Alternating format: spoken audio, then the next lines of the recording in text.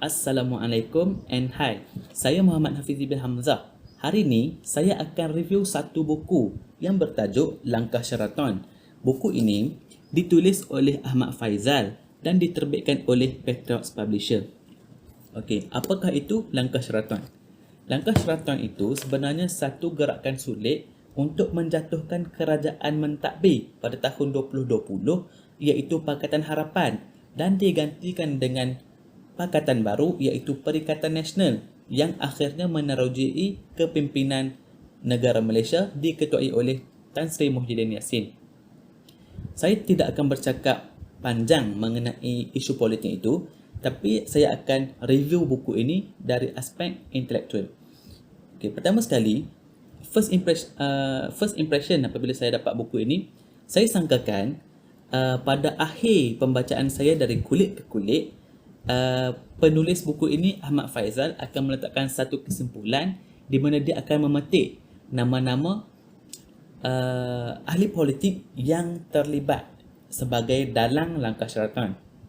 Rupa-rupanya sangkaan saya itu salah, kerana penulis tidak meletakkan kesimpulan akhir, sebaliknya dia tinggalkan kepada pembaca untuk buat kesimpulan secara peribadi.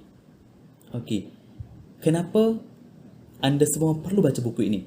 Bagi saya, buku ini adalah buku non-fiction yang menceritakan fakta-fakta politik semenjak awal penglibatan Tun Dr. Mahathir dan ramai lagi tokoh-tokoh politik di Malaysia sehingga zaman ini. Jadi, dengan membaca buku ini, pembaca akan mendapat satu kesedaran politik, corak politik yang berlaku di Malaysia. Saya percaya kesedaran politik itu adalah satu perkara yang mustahak untuk difahami oleh segenap lapisan masyarakat, terutama sekali generasi muda. Hal ini kerana dengan kita faham apa itu politik, apa yang berlaku dalam negara kita, apa yang dilakukan oleh orang-orang atasan, mudah-mudahan generasi muda tidak lagi mudah untuk ditipu daya. Okey, untuk buku ini saya rate-nya sebagai 5 star, 5 bintang kerana gaya penyampaiannya yang simple dan mudah.